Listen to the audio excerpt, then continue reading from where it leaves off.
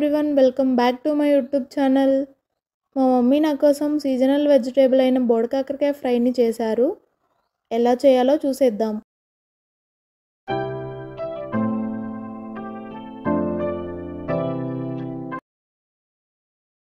Seasonal vegetable అయిన బోడకాకరకాయ fry ఎలా చేయాలో చూసేద్దాం. వీటిని ఆకాకరకాయ అని కూడా అంటారంట. సో నాకైతే తెలీదు, మీ సైడ్ ఏమంటారో కామెంట్ చేయండి. వీటిలో carbohydrates, proteins, vitamins, water content ఉండటం వల్ల మన హెల్త్కి చాలా మంచిది. కాకరకాయ అంటే చేదు ఉంటుందేమో అనుకుంటారు, వీటిలో చేదు ఉండదు. ఈ సీజన్ వస్తే చాలు నేను మా మమ్మీని ఇదే కర్రీ చెయ్యి అంటాను.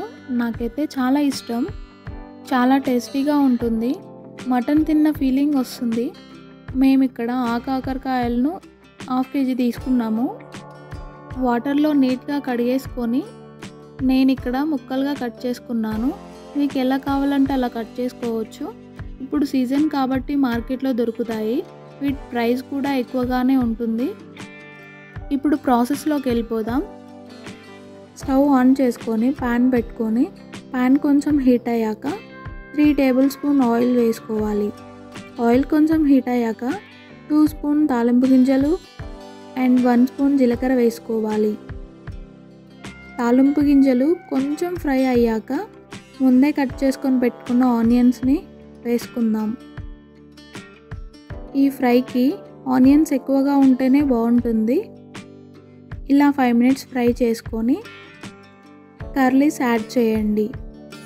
కర్ల్ యాడ్ చేసుకున్నాక 2 మినిట్స్ ఫ్రై అయ్యాక టర్మరిక్ పౌడర్ వేయండి. ఇలా ఒక 2 మినిట్స్ ఫ్రై చేసి మనం ముందుగా కట్ చేసుకొని పెట్టుకున్న బోడకాకరకాయ ముక్కల్ని, అదే ఆ కాకరకాయ ముక్కల్ని ఇందులోకి యాడ్ చేయండి. ఇలా మొత్తాన్ని కలుపుకోవాలి. ఇలా కలుపుకున్న తర్వాత 2 to 5 మినిట్స్ లో ఫ్లేమ్లో ఫ్రై చేసుకోవాలి.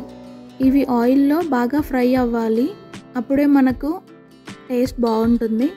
ఇలా 5 మినిట్స్ అయ్యాక అప్పుడప్పుడు కలుపుకుంటూ మరొక 5 మినిట్స్ బాగా ఫ్రై చేసుకోవాలి.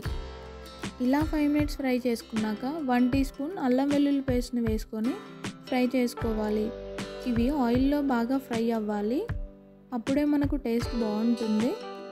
ఇలా 5 మినిట్స్ అయ్యాక అప్పుడప్పుడు కలుపుకుంటూ మరొక 5 మినిట్స్ని బాగా ఫ్రై చేసుకోవాలి. ఇలా 15 to 20 మినిట్స్ ఫ్రై చేసుకున్నాక మీ టేస్ట్కు తగినంత red chilli powder and salt వేసి బాగా కలుపుకొని మరొక 5 మినిట్స్ ఫ్రై చేయండి. లాస్ట్లో 1 టీ స్పూన్ ధనియాల పౌడర్ వేసుకొని మొత్తాన్ని కలిపేసుకోండి. అంతే, ఇంకా ఆ కాకరకాయ ఫ్రై రెడీ అయిపోయింది. ఈ కర్రీ చపాతీలో కూడా చాలా బాగుంటుంది. టేస్ట్ అయితే సూపర్, చాలా బాగుంది.